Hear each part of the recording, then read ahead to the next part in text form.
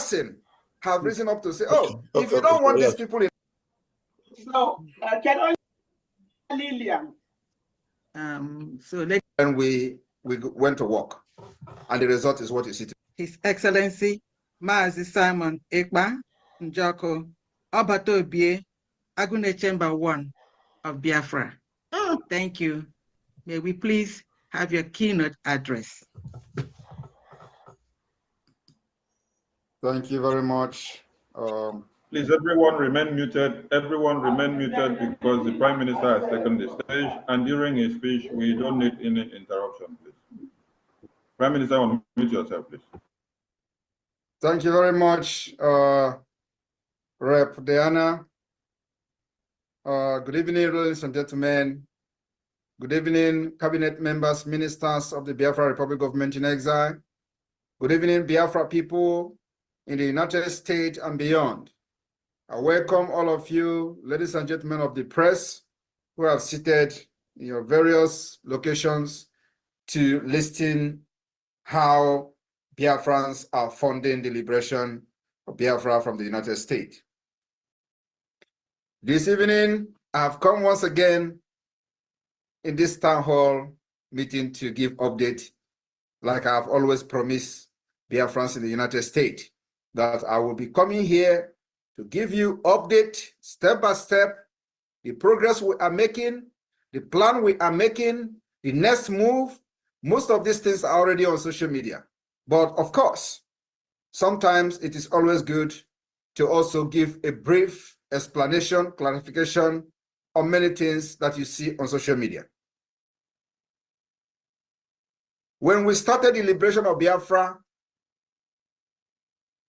what I promised Biafra people was that we are going to fight this particular freedom using a multi-dimensional approach. When we started in 2021, after the kidnapping of Mazi Nnamdi Kanu, a lot of people believed in what I was doing and what we were doing.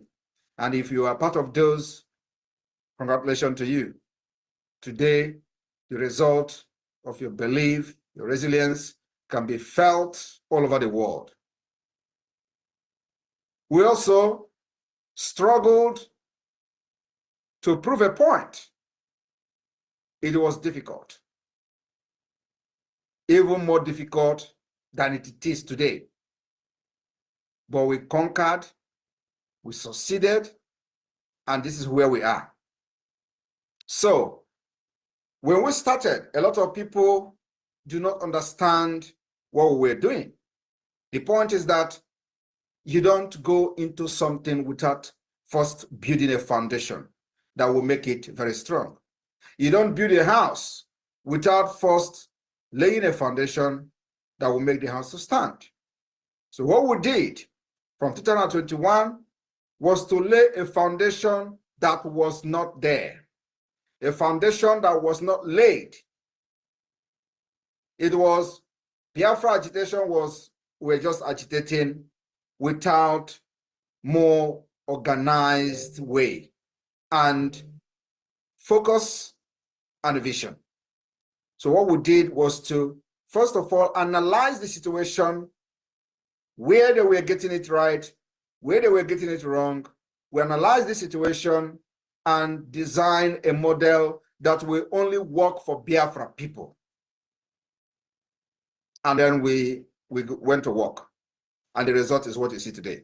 So we started by making sure that under this particular leadership and the government in exile, no Biafra will be killed again. And the people who killed them will live to tell the story. We have been able to succeed in doing that. Today, Biafra people are very brave, fearless, they have conquered the fear. They have conquered everything Nigeria have done in the past to suppress and subjugate them. Everything that you have not done before in the Biafra struggle, you do it today. Very, very proud. We have some hands So up. what did we do? We make sure that we gave it to Nigeria. Woto. Akonye Wetelo is exactly what we did. They have killed us, everybody knows. before many of us There is here, no hands. I when we think were you're not even looking part at of the the hands Biafra on the struggle, video. we see on the social media, we read in the news how they were butchering Pardon IPOB me. members, I'm so how they sorry. were killing Biafra It's okay. agitators from Wazirike down to IPOB to BZM. All of them, if you agitate, you get killed. For those who are very lucky, they will end up in prison for 15 years, 20 years without trial. This has been what has been going on since 1999. Orji, the one called Orji that they invaded his camp, was in prison for, there are people who were in prison with him for almost 15 years. You know, when he came out, but other people were 15 years in prison. For what? Agitating for Biafra, for saying, I want to be free. And those who find themselves in prison are even lucky, because there are many people that were abducted with them that got killed. So those who find themselves, you know, illegally being detained seems to be lucky. And this has been going on for years. For years. Nobody challenged Nigeria. It becomes a law to kill Biafrans at will. It becomes norms to kill Biafra as well. It becomes a law in Nigeria that when the people rise up to confront the terrorist security or the terrorist army or police, they get killed. The community pay the price. This has become the modus operandi of the terrorists in uniform. There is no rule of engagement. There is no law. There is no human right. There is no respect to life and dignity of our people. Every political leader in Nigeria today will rise up to tell you that, yes, Biafra people are being marginalized. Yo, Biafra people are getting killed. You don't treat them well. Every person have risen up to say, oh, if you don't want these people in Nigeria, let them go. But you know what? Those who are supposed to be saying these things are not saying it. Rather, the people who are not even Biafrans have summoned courage to tell Nigeria terrorist state that you are not treating Biafra people well.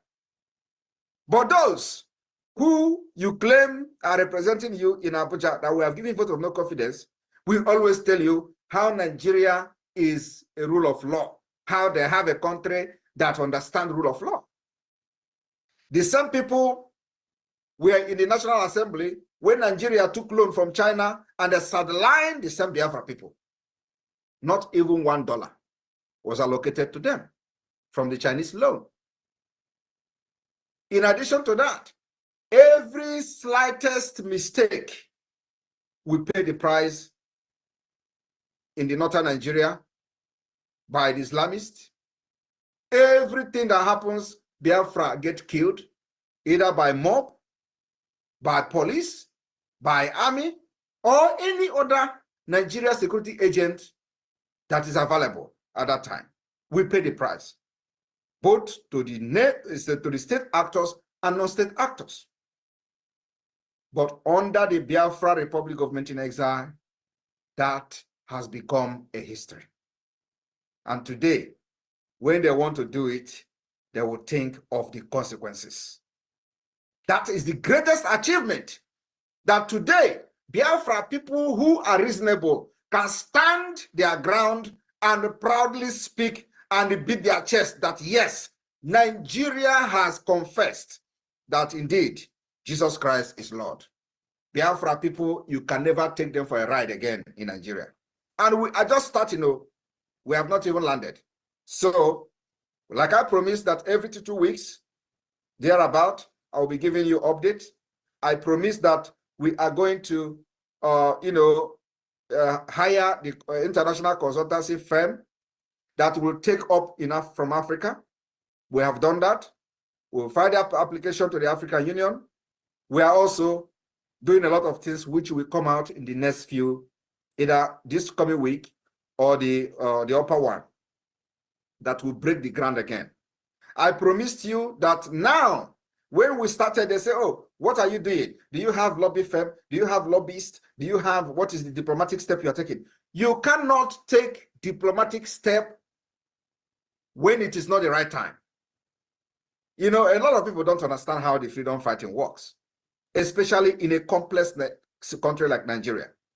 What happens is that we have built the foundation, have a more organized government, and we have started the self-defense of Biafra, not only against the terrorist state, but making sure that nobody comes to Biafra land and kill and go free.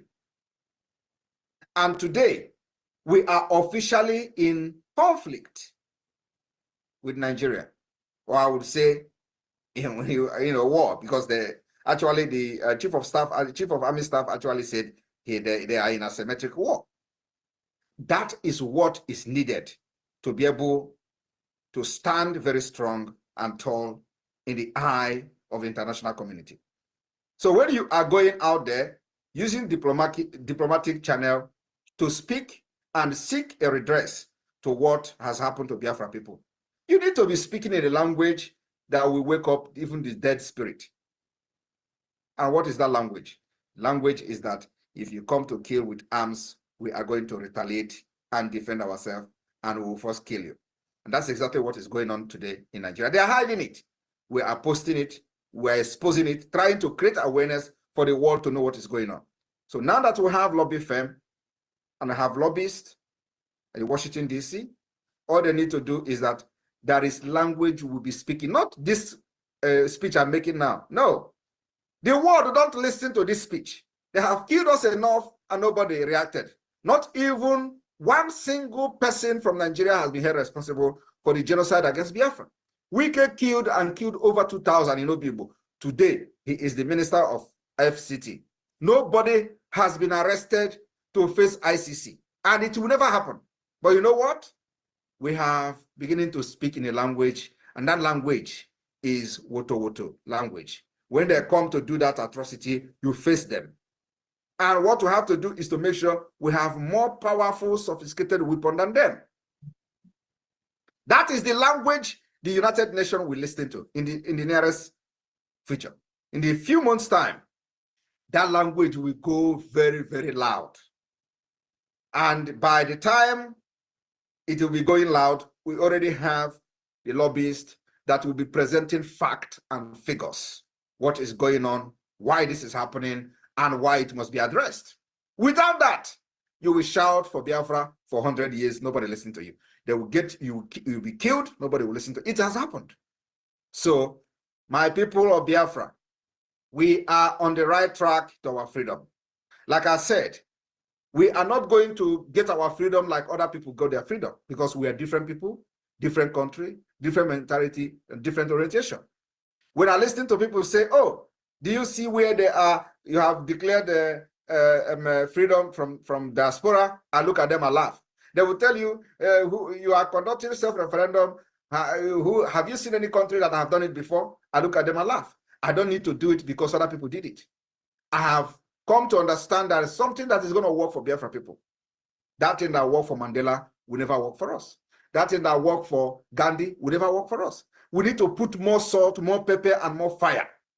In combination of what Mandela, Gandhi, and every other person did, because Nigeria is a very complex country. Very complex with criminality and the kind of system that is like no other one. So you needed a very hard hammer to break Nigeria. And that hammer is what I'm using very well. So today, like I promised you last time, that the radio, the Voice of Biafra radio, will be up and running today. I have come to announce to you in the United States that the Voice of Biafra is now live in the entire old Ebonyi state. Entire old Ebonyi. This one is not, you hear it in this village, and that village is not hearing it. No, the entire Ebonyi state is now covered. The entire state, even beyond to part of Benue, is now covered by the Biafra satellite radio, the Voice of Biafra. This week we are going to cover Isoko and the other part of the riverine side. We're going to cover at least 3 different locations this coming week. And by the time I come here next time, I'm going to give you the update of how the radio, how the coverage of the radio. Remember that this is a technical thing that you can plan. Sometimes it doesn't go exactly the way you plan it. I have wanted to make sure that the last visit, this radio issue will be resolved, but because of the technicalities and technical issues, it was, you know, a little bit, it lingered a little bit. So I'm just very happy to announce that those in in a former Ebonyi state can now listen to everything we are doing through the Voice of Biafra 97.5 FM, satellite radio and satellite TV.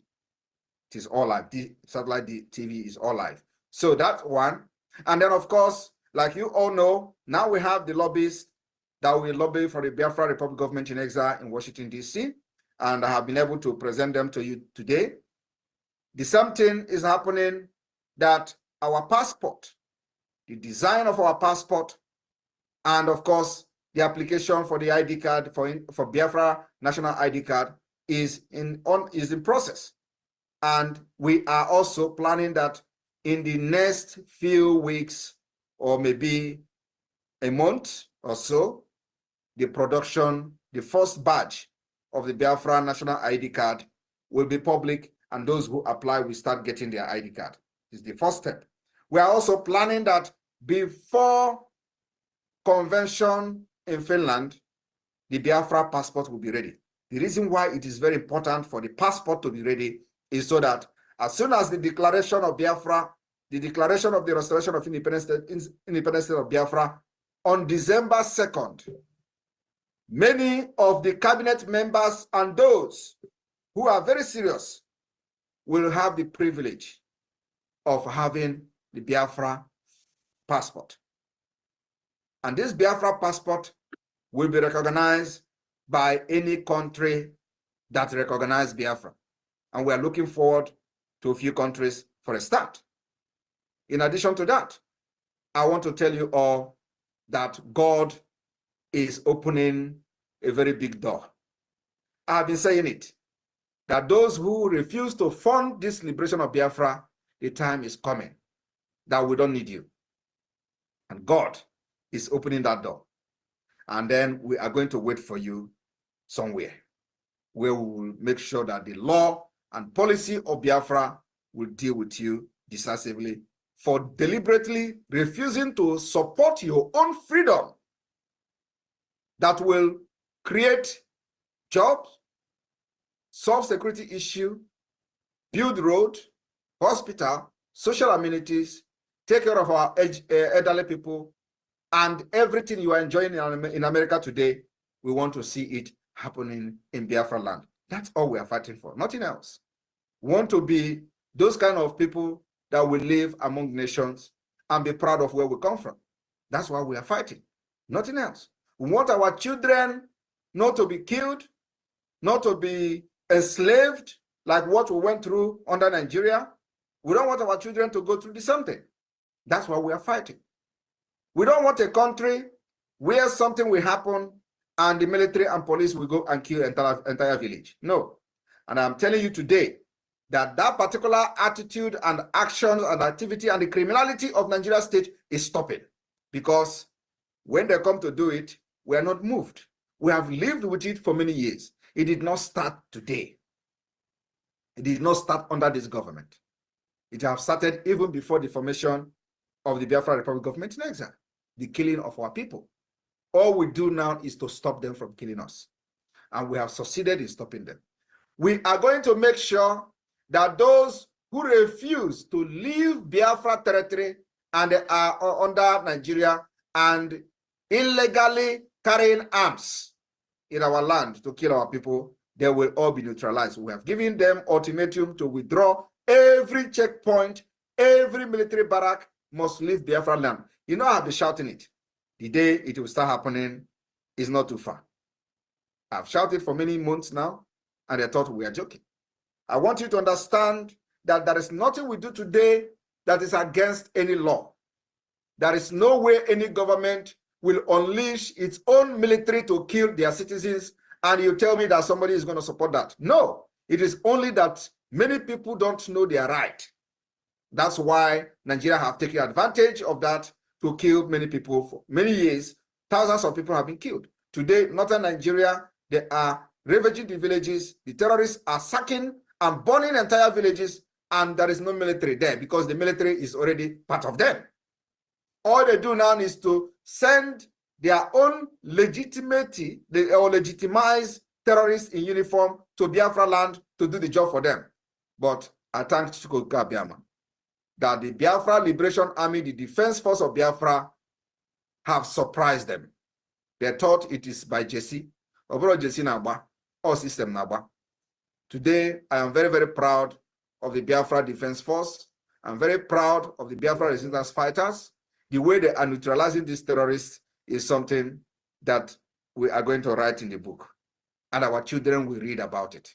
How they stood gallantly, defended our land, and neutralized criminals and terrorists who come to kill us. It will continue to go down in the history. So my people in the United States, remember that you are going to fund the liberation of Biafra. It is very, very important. They have acquired about 50 aircraft to fight. It is not to fight the bandits in the north, no, it is to fight us. Because the war is already public.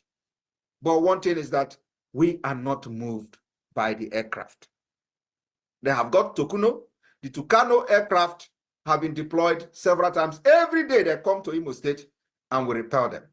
We have been repelling. The Tucano did not deliver. Other fighter jet did not deliver. It is not this one that is going to deliver. We will shoot it down. I am promising you in the United States today that you see this aircraft that they have purchased, by the time they fly it in Biafra soil and on Biafra airspace, in order to bomb our people, believe me, we will shoot it down in next few weeks. Let it happen. That is my promise. Any day, they will be deploying that particular this new helicopter. Let them deploy it. We will make sure that the Biafra Liberation Army and resistance fighters, they are going to down. I have given that particular directive and order. Any day that aircraft fly on our airspace, everything must be done to bring it down. I think there the world will start talking. I welcome all of you. May God bless you. Thank you. There were our honorable PM. We miss you so much, and your words resonate our spirit. Thank you so much. Honorable Bam Bam Bam, over to you. Your hand is up as we are drawing the curtain.